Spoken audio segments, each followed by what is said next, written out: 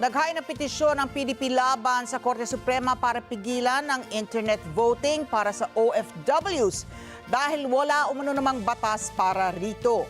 Bukas naman ang COMELEC sa inihaing petisyon at tiniyak na susunod anuman ang maging desisyon ng Korte Suprema. Madeline Villar Moratillo sa balitang yan. Pinahaharang ng Partido Demokratiko Pilipino, Lakas ng Bayan sa Korte Suprema ang implementasyon ng internet voting para sa overseas absentee voting. Personal na nagpunta sa tanggapan ng Korte Suprema ang ilang kandidato ng PDP laban sa pagkasenador para maghain ng petition for prohibition and mandamus laban sa online voting. Hiling nila sa Korte Suprema maglabas ng temporary restraining order at writ of preliminary injunction. Giit ng kanilang abogado na si Attorney Israelito Torion, wala naman sa batas ang online voting. So pinag-aralan po namin and we found out na yung Commission on Elections resolutions na ipinalabas nila starting with 11061 on overseas Filipino voting system medyo depektibo po kasi po i-summarize ko na wala pa pong batas on online voting. Wala pang batas.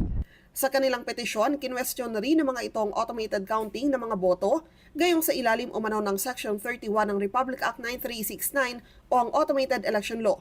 Nagkasaad naman umano dapat ang pagbilang ng boto sa precinct level. Because it is provided by law. Second, it is a voter verification mechanism in itself. Kung meron tayong manual counting, makikita po natin yung progression of votes. Makikita ng mga watchers kung sino talaga ang binoto nila at meron tayong tally sheets. Meron tayong election returns na klaro. Meron tayong certificate of votes. So we can have clear basis. Meron tayong factual basis pagpunta na doon po sa canvassing. Bukas naman ang COMELEC sa inihaing petisyon at tiniyak na susunod anuman ang desisyon ng Korte Suprema.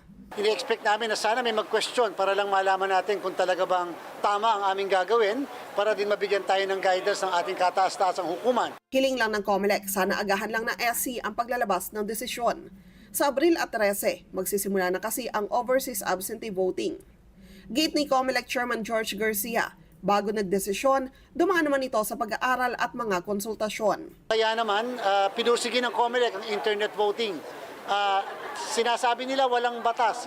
Ang aming pong interpretasyon, yung pong Republic Act 10950, yung mismong amendment sa mismong batas natin patungkol sa overseas voting, ay nagsasabi na ang COMELEC can venture on other mode or modes of voting. Mas malaki rin anya ang matitipid dito ng gobyerno at tiyak na mapapataas pa ang voter turnout.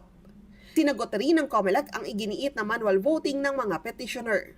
Nung magkaroon tayo ng Republic Act 9369, yung automated election law, inabandon po completely ang manual election or manual voting and manual counting. Completely po abandoned. Hindi po nag-prescribe ang ating batas ng dalawang sistema sa isang eleksyon. Madeline Villar Moratillo para sa Mata ng Agila. Matatag, matapang, matapat.